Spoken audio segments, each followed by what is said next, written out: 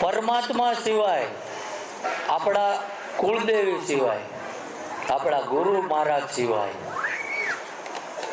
અને આપણા મા બાપ સિવાય આ જમાનામાં કોણ એવું છે કોઈની મદદ મફતમાં કરે? એવું બતાવો છે? તો હું થયેલું ભર્યું બધે જોવરાવા નીકળી પડો. કોઈ કરી દે છે? પૈસાના દરડા તમારા ઘરે કરી દે છે? લાગે છે? હા કે ના? તો બોલો.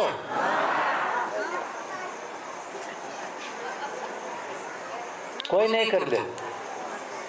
અને બીજા શું કરે હું એની ટિપ્પણી નથી કરતો. કોઈનાથી મારે કઈ લેવા દેવા નથી.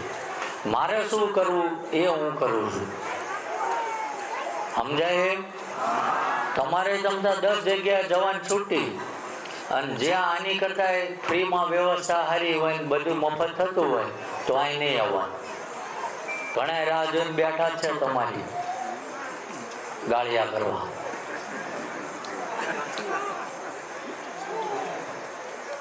અને આ તમારા માટે નવાઈનું હોય, બાકી અમારા માટે તો આ રોજનું છે ભાઈ. રોજ આટલું માણસો આવે છે અને અહીં કોઈ પરમેનન્ટ નથી. અમે બધા નોકરી ધંધો કરીએ, રોજ સેવાવાળા સેવા કરે, બધી વસ્તુ બતાવી છે. પણ અહીં દાદાનો મુખ્ય ઉદ્દેશ છે. દાદાએ મને એટલું જ કીધું જે મારાથી નથી થતું ને એ તારા પાસે કરાવડાવું છું.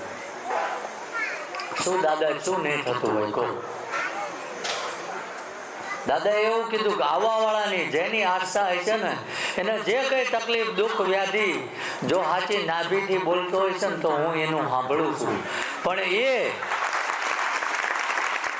એ આવવા વાળા વ્યક્તિ અહીંથી ભૂખ્યા ના જાય એ વ્યવસ્થા તમે કરજો.